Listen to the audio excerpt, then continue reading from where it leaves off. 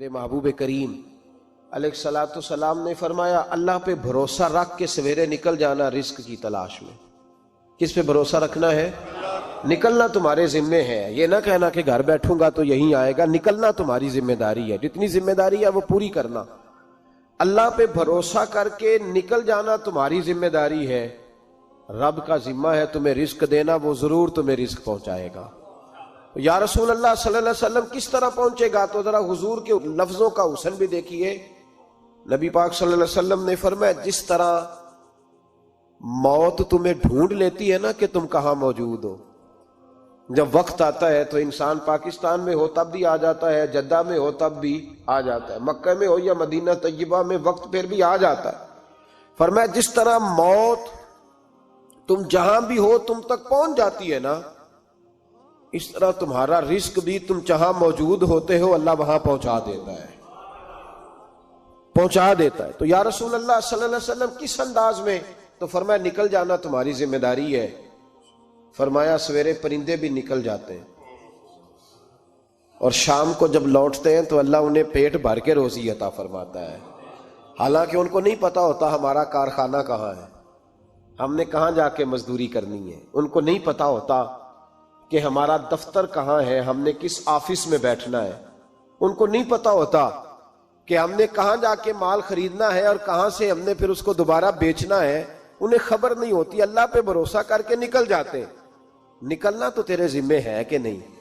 فرمایا وہ تو ڈیوٹی کر، شام کو اللہ جو رب پرندوں کو روزی دیتا ہے وہ تجھے بھی عطا فرمائے گا۔ ایک بات اپنے ذہن میں یاد رکھ لیں، رٹ لیں کہ جو میرے لیے بہتر تھا میرے رب نے مجھے دے دیا ہے، تو بات ختم ہو گئی۔ بس وصل اچھا ہے نہ فراق اچھا ہے، یار جس حال میں رکھے وہی حال اچھا ہے۔ بس جو میرے حق میں بہتر تھا میرے رب نے مجھے، مسئلہ یہ ہے کہ تو اس پہ راضی ہونے کو تیار نہیں۔ حضرت علی کرم اللہ تعالی وجہ الکریم نے میرے نبی پاک کی ایک حدیث بیان کی ہے، اور جناب علی جب یہ حدیث بیان کیا کرتے تھے تو حضرت مجاہد فرماتے ہیں یوں لگتا تھا کہ جیسے حضرت علی ہمیں ہر پریشانی سے نکال رہے ہیں۔ مولا علی شیر خدا رضی اللہ تعالیٰ عنہ فرماتے ہیں کہ مجھے میرے نبی پاک صلی اللہ علیہ وسلم نے ایک طریقہ دیا تھا ٹینشن فری ہونے کا۔ آپ فرماتے ہیں مجھے تو بڑا راس آیا ہے، تم بھی اگر کر لو گے تو تمہیں بھی فائدہ دے گا۔ کہا وہ کیا؟ حضرت علی کہنے لگے محبوب علیہ السلام نے فرمایا تھا لوگو تم اللہ کے دیے ہوئے تھوڑے رزق پہ راضی ہو جاؤ، وہ تمہاری تھوڑی عبادت سے تم سے راضی ہو جایا کرے گا۔ بس تم 2 نفل بھی پڑھو گے تو اللہ راضی ہو جائے گا، تم 1 رکوع بھی سویرے اٹھ کے پڑھو گے تو وہ راضی ہو جائے گا، وہ تمہارے 313 درود شریف سے راضی ہو جائے گا، تم اس کے دیے ہوئے تھوڑے رزق سے راضی ہو جاؤ۔ ٹینشن اس لیے ہوتی ہے کہ ہم راضی نہیں جو اس نے ہمیں دیا ہے۔ وہ حل میں مزید کی جو دوڑ ہے نا، حل میں مزید کی، بے قدرہ کچھ قدر نہ جاتی، کیتی خوب تسلی ہو، دنیا دار پجاری زر دے، کتیاں دے گل ٹلی ہو، بک بک روشن اکھیاں تکیو ویکھ حویلی کلی ہو، تے کوچ نصیر اساں جد کیتی پہ جانی تھر تھلی ہو۔ تو یاد رکھیں یہ جو ہے نا مصیبت کے مال آ کیوں نہیں رہا، وہ سامنے والا پلاٹ میرے گھر کے سامنے ہے گھر کے سامنے، پر رجسٹری میرے نام کیوں نہیں؟ یہ مصیبت سانس نہیں لینے دیتی۔ موٹر سائیکل کھڑی کرتا ہے نا جب آ کے دکان سے روٹی کھانے آتا ہے، دفتر سے گھر آتا ہے، کاروبار سے آتا ہے، تو جہاں موٹر سائیکل کھڑی کرتا ہے وہ ٹینشن بڑی ہے کہ کبھی میری ہو جائے نا یہ والی جگہ بھی، تو میں یہاں بھی بورڈ لگاؤں اپنے نام۔ اس نے مالی پریشانی پیدا کی۔ تو جس حال میں ہے، چونکہ تو نے اپنا یہ حال خود نہیں بنایا، جس نے بنایا ہے وہ بڑا بہتر جانتا تھا کہ تو اسی حال میں اسے اچھا لگتا ہے، تو اسے اسی حال میں۔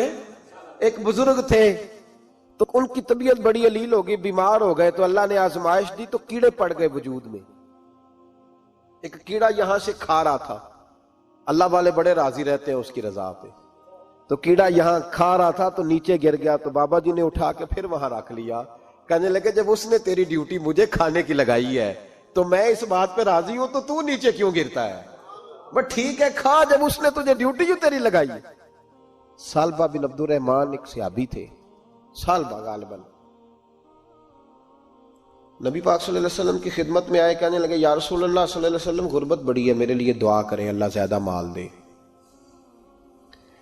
تو تو محبوب صلی اللہ علیہ وسلم نے فرمایا تو جس حال میں اچھا ہے وہ تیرے لیے بہتر ہے، جس میں تو ہے وہی حال تیرے لیے، فرمایا تو جس حال میں ہے نا وہ حال تیرے لیے بہتر ہے، اسی میں رہ۔ کہ نہیں حضور دعا کرے، فرمایا سال بعد تو باز آ جا، حضور دعا کرے، فرمایا تو باز آ جا، 2-3 دفعہ کہا، ضد کی، محبوب نے فرمایا جا پھر اللہ تجھے زیادہ پیسے دے گا۔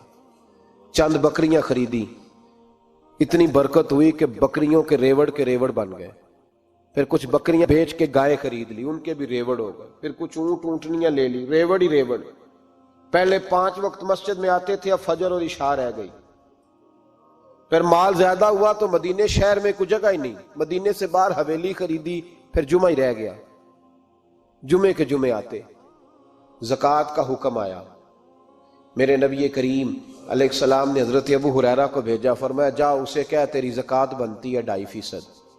سالبہ کے پاس حضور نے پیغام بھیجا، پہلے تو کہا تیرے لیے بہتر نہیں مال، جب اصرار کیا تو بڑی برکت ہو گئی، بڑا آیا تو فرمایا زکوٰۃ دے، 2.5% زکوٰۃ ہے۔ اب جب سوچا کہ 5 اونٹوں پہ ایک بکری جائے گی اور بڑا سارا مجھے دینا پڑے گا، اب جب غور کیا تو یہ تو نہ کہا کہ میں نہیں دیتا۔ حضرت ابو ہریرہ سے کہنے لگے نبی کریم علیہ السلام کی خدمت میں عرض کرنا کہ میں خود آؤں گا۔ حضرت ابو ہریرہ نے آ کے عرض کی یا رسول اللہ صلی اللہ تعالی علیہ وسلم، حضور وہ کہتے تھے میں خود آؤں گا، تو کہتے ہیں محبوب نے ٹھنڈی سانس لی، فرمایا اسے کہا تھا کہ تیرے لیے مال بہتر نہیں، اب ہلاک ہو گیا، ہائے افسوس ہلاک ہو گیا۔ ان کو بھی تھوڑی دیر کے بعد احساس ہوا کہ یہ میں نے کیا کیا، نبی پاک کو ہی کہہ دیا نہیں ہے، حضور کو کہہ دیا بعد میں آؤں گا۔ اب دوڑے آئے، عرض کی حضور میں سارا کچھ لے کے آیا ہوں، قبول کر لیں۔ محبوب نے فرمایا گویا بلال حبشی کی خشک کھجور بھی قبول ہے، اور صہیب رومی ایک اٹی بان کی لائے تو وہ بھی قبول ہے، اور عمار بن یاسر اور مصعب بن عمیر اگر 2 دینار دے جائیں اور کوئی پرانا جوڑا کسی سپاہی کے لیے چھوڑ جائے تو وہ بھی قبول ہے، لیکن تو اپنا لاکھوں لے کے چلا جا، تیرا کوئی نہیں قبول، معاف کر دیں۔ فرمایا جا معاف کیا، پر پیسے لے کے نہ آنا۔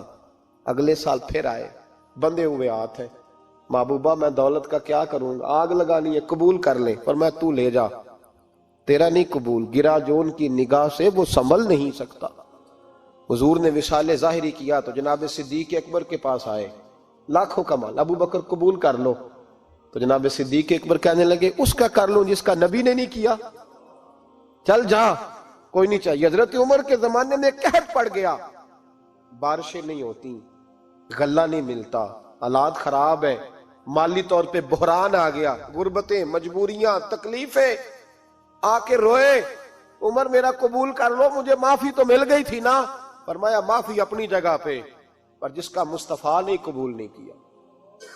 بہت سارے لوگوں کو پتہ ہی نہیں کہ ان کا قبول ہی نہیں ہوا، اور وہ الجھے ہوئے، انہیں خبر ہی نہیں کہ اصل بات کیا ہے۔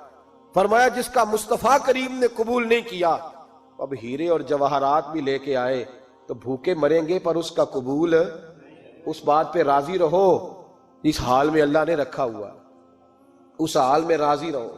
یہ جو مصیبت ہے نا دیکھنی کہ وہ بھی میرے پاس، تمہیں کیا پتا، کبھی پوچھ تو صحیح اس سے وہ کس مصیبت کا شکار ہے، جو مالی طور پہ بڑا امیر ہے، تو اس کی طرف دیکھ کے اپنا دل برا کرتا ہے۔ بس جس حال میں رب نے رکھا ہے اس حال میں رہ۔ حضرت عثمان غنی کے زمانے میں تو وہ وصال کر گئے، لیکن بھائی تو جس حال میں تیرا رب تجھے رکھتا ہے اس حال میں رہ، تیری مالی پریشانیاں ختم ہو جائیں گی۔ اور پھر مالی پریشانیوں کے کچھ اور اسباب بھی ہیں۔ امام شافعی فرماتے ہیں جن گھروں میں لوگ فجر کی نماز کے وقت سوئے ہوتے ہیں ان گھروں میں رزق نہیں آتا۔ آپ فرماتے ہیں فجر کا وقت اللہ کے دینے کا وقت ہے، اس وقت اللہ بانٹتا ہے۔ حضور صلی اللہ علیہ وسلم کا فرمان ہے نا حدیث میں کہ تہجد کے وقت اللہ پہلے آسمان پہ نزول اجلال فرماتا ہے جو اس کی شان کے لائق ہے تہجد کے وقت، اور وہ کہتا ہے مانگو میں تمہیں عطا کروں گا۔ لینے کی باری آئے تو بندہ سمیٹ سماٹ کے اندر گھس جائے۔ ہمارے ہاں یہ ہوتا ہے کہ عشاء کے بعد بچے بیٹھتے ہیں موبائل لے کے، تہجد کا وقت آتا ہے تو ان کی آنکھیں بند ہونی شروع ہوتی ہیں، تو لینے کے وقت تو سویا تھا، تیرا مسئلہ کیسے حل ہوگا؟ بھائی جب کوئی آدمی خیرات بانٹ رہا ہو تو جو پیالہ پیچھے کر لے اسے ملے گا؟ کہتے اس وقت آنا جب میں بانٹ رہا تھا، اب تو کدھر آ گیا ہے؟ مثال دے رہا ہوں، تو فجر کا وقت مانگنے کا ہے، تو ساری رات تو گزر گئی گیمیں کھیلتے، ٹی وی دیکھتے، اور جو لینے کا وقت تھا تو سو گیا، تو کیسے آئے گا تیرے پاس؟ تو اٹھے سویرے، بندوں سے مانگ کے دیکھ لیا، بڑی عزتیں خراب ہوئی، فجر کا وقت اٹھ کے جھولی پھیلائیں۔ میرے رسول پاک علیہ السلام فرماتے ہیں، رب فرماتے ہیں جب بندے میرے آگے جھولی پھیلاتے ہیں مجھے شرم آتی ہے، کیسے خالی واپس کر دوں؟ تو اس کے سامنے جھولی پھیلائیں سویرے اٹھ کے، رزق میں برکت ہوگی۔ اور پھر ایک اور بات، پانچویں بات، رزق میں تنگی اس وقت ہوتی ہے جب ہم مال غلط جگہ پہ خرچ کرتے ہیں۔ اللہ مال دیتا ہے اپنے فضل سے، اور جب ہم اسے ضائع کریں، مثال دیتا ہوں، میرے پاس ایک شخص نے آ کے کہا حضرت جی بچی کی شادی ہے، یا میرا گھر میں کوئی بیمار ہے، یا بڑی آزمائش ہے، 10,000 کی ضرورت ہے، میں نے تھما دیا اس کو، پھر مجھے بعد میں پتا چلا کہ اوہو وہ تو عیاشی کر رہا ہے پیسوں سے، وہ تو چلا گیا کہیں گھومنے اور فلاں ہوٹل میں، مہنگے ہوٹل میں بیٹھ کے کھانا کھا لیا، تو میرے دل پہ کیا گزرے گی اس شخص کے بارے میں؟ بلا مثال و بلا تشبیہ سمجھانے کے لیے اللہ نے مال دیا فضل سے، اور اگر عیاشیوں میں لگا دیا۔ صوفیاء فرماتے ہیں کہ اگر ایک دھیلا تو حرام جگہ پہ خرچ کرے نا، ایک دھیلا، تو 1,00,000 دینار کی برکت تیرے گھر سے اٹھ جاتی ہے، ایک دھیلا حرام جگہ پہ۔ یہ جو گویوں پہ پیسے پھینکتے ہو حلال ہے؟ چلیں بینڈ باجا تو شادی پہ آپ نے اپنی مرضی سے بند کرنا ہے یا بجانا ہے، لیکن گویوں پہ جو پیسے پھینکتے ہو جائز ہے؟ بولے تو وہ پھر کہتے روتے ہیں بعد میں لوگ کہ پتہ نہیں کیا ہوا، شادی کے بعد پیچھے پیچھے آئے۔ تو میں نے کہا شادی کے بعد اس لیے پیچھے پیچھے ہاتھ ہو گیا کہ شرابیں بڑی پی گئی، شادی پہ تباہی بڑی اتری، تو پھر اللہ کی رحمت ناراض ہو گئی۔ اور اس پر میں قرآن مجید کی آیت پڑھتا ہوں، رب فرماتا ہے وَمَنْ أَعْرَضَ عَنْ ذِكْرِي فَإِنَّ لَهُ مَعِيشَةً ضَنْكًا، بڑی سخت آیت ہے۔ وَمَنْ أَعْرَضَ عَنْ ذِكْرِي، فرمایا جب تو میرے تذکرے سے، میرے ذکر سے منہ پھیر لیتا ہے، فَإِنَّ لَهُ مَعِيشَةً ضَنْكًا، تو میں تیری معیشت کو، تیرے رزق کو تنگ کر دیتا ہوں، کہ تیری زندگانی تنگ ہوتی، اور جس کی زندگی اللہ تنگ کرے اس کی کوئی کھول سکتا ہے؟ کہتا ہے بڑی جگہوں پہ گیا ہوں، بڑی پھوکے مروائی، بڑے دم کرائے، حالات صحیح نہیں ہوتے، تو مسجد آ کے توبہ کر۔ وہ کہہ رہا فَإِنَّ لَهُ مَعِيشَةً ضَنْكًا، اعلان ہے قرآن پاک کا کہ جب تو میرے ذکر سے منہ پھیرے گا، روٹی میری کھائے اور پیسے لے کے عیاشی کرے، مسجد آئی نہ۔ حکم تو یہ ہے کہ جتنی جتنی نعمت بڑھتی جائے سجدے بڑھنے چاہیے، لیکن ہم لوگ سجدے کم کرتے جاتے ہیں، فرض نماز بھی نہیں پڑھتے، پھر رزق تنگ ہوتا ہے، پھر اللہ کے عدل کا نظام چلتا ہے، پھر خرابی ہوتی۔ اس لیے یاد رکھیں قرآن مجید نے حکم دے دیا کہ اگر چاہتے ہو کہ رزق میں برکت ہو تو پھر رزق دینے والے کے آگے جھک جاؤ، پھر رزق دینے والے کے آگے جھکو۔ تو مالی پریشانی کا بہت بڑا سبب یہ ہے کہ ہم مسجد کی طرف نہیں آتے، دین کی طرف نہیں آتے، پیسہ ناجائز جگہ پہ خرچ ہوتا ہے۔ غوث اعظم رضی اللہ تعالیٰ عنہ کی خدمت میں ایک شخص آیا، اس نے کہا حضور بڑی تجارت کرتا ہوں، کام نہیں چلتا۔ فرمانے لگے اب تو اللہ سے تجارت شروع کر دے۔ کیا مطلب؟ فرمانے لگے 10 کمائے تو ایک اللہ کے رستے میں دے، رب کریم اس کے بدلے میں تجھے 70 عطا فرمائے گا۔ اس نے کہا حضور اس طرح کروں؟ فرمایا تو یہ کر کے دیکھ، عبد القادر جیلانی وعدہ کرتا ہے اللہ تیری مدد کرے گا۔ غلام کہتے ہیں وہ 6 مہینے کے بعد آیا، پہلے جب آیا تھا تو پیدل آیا تھا، 6 ماہ کے بعد آیا تو 6 اونٹ تھے اس کے پاس، اور آ کے حاضر ہوا تو کہنے لگا حضور زندگی پتہ نہیں کہاں گزار دی، کاروبار کا تو مزہ ہی اب آیا ہے، اب مزہ آیا ہے کاروبار کرنے کا، اب مزہ آیا ہے۔ کہ 10 میں سے 1 دیتا ہوں، پتہ نہیں کتنا مہربان ہے۔ اور یہ آیت ہے وَيَرْزُقْهُ مِنْ حَيْثُ لَا يَحْتَسِبُ، تجھے وہاں سے دے گا کہ تیرا کبھی گمان بھی